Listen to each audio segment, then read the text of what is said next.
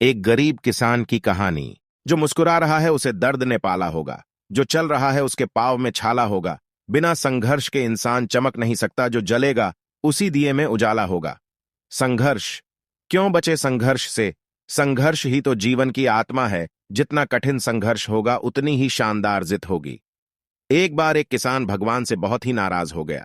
किसान बहुत मेहनती था, बहुत मेहनत से वह खेतों में अनाज उगाता, उसकी देखभाल करता, पर अक्सर उसकी फसल खराब हो जाती।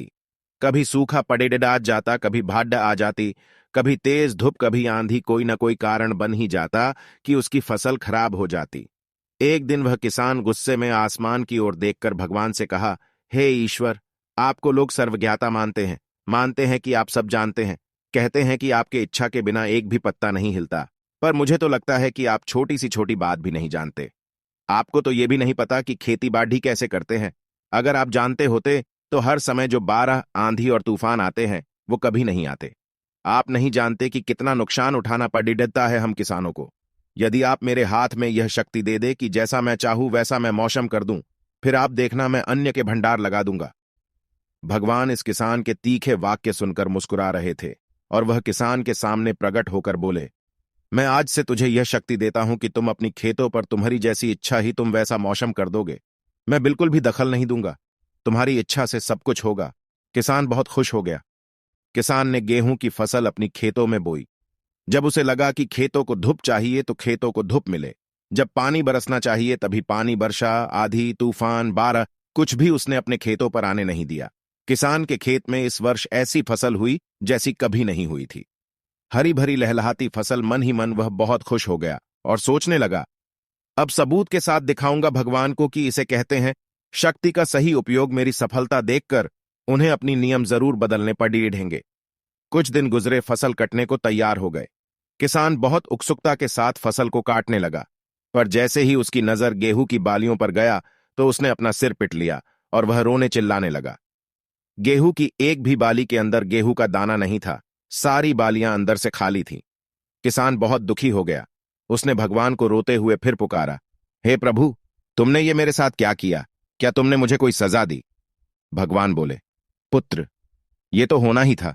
तुमने पौधों को संघर्ष करने का मौका ही कहा दिया ना, तो तुमने उन्हें आंधियों से जूझने दिया, न तेज बारिश से सहने दिया और ना ही धूप में तपने दिया।